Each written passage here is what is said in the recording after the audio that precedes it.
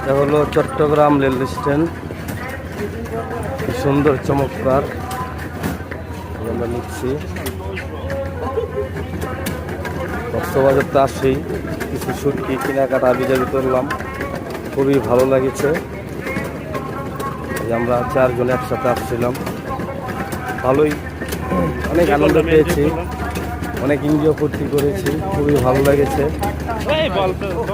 এটা হলো আমাদের রেল লাইন কক্সবাজার, কি সুন্দর চমৎকার করেছে। নতুনভাবে আসলাম আজকে প্রথম, কারণ খুবই ভালো।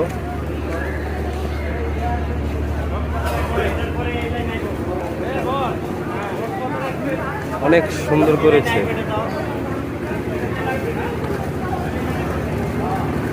হ্যাঁ মামা, আপনি যে কক্সবাজার গিয়েছিলেন, এখন কোথায় আছেন?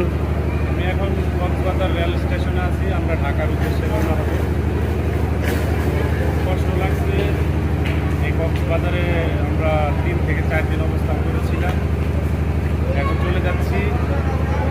আমি এই দুঃখ ভারাক্রান্ত মন নিয়ে বলছি, কক্সবাজারের সমুদ্র সৈকত, তারপরে আমরা যে হোটেলে ছিলাম, হোটেলের প্রত্যেকটা স্টাফ আমাদের এনজয় করে ফেলেছে। মানে এভরিথিং ইজ ওয়াল খুবই ভেরি গুড ছিল, কিন্তু চলে তো যেতেই হবে অবশ্যই। এখন আমরা সবসময় থাকতে পারবো না, আমাদের তো সংসার আছে, বাল বাচ্চা আছে, ওয়াইফ আছে। আমার বউ আমার ছাড়া ঘুমাইতে পারে না, তার উদ্দেশ্যে আরও দ্রুত যাওয়া হচ্ছে।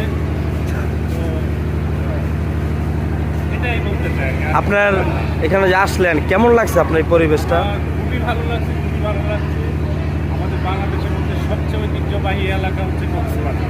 আচ্ছা আচ্ছা। আমি প্রত্যেকটা পর্যটককে বলবো যে আপনারা কক্সবাজার আসেন, এখানে এনজয় করেন, ফ্যামিলি নিয়ে আসেন, মানে খুবই ভালো লাগবে আশা করি।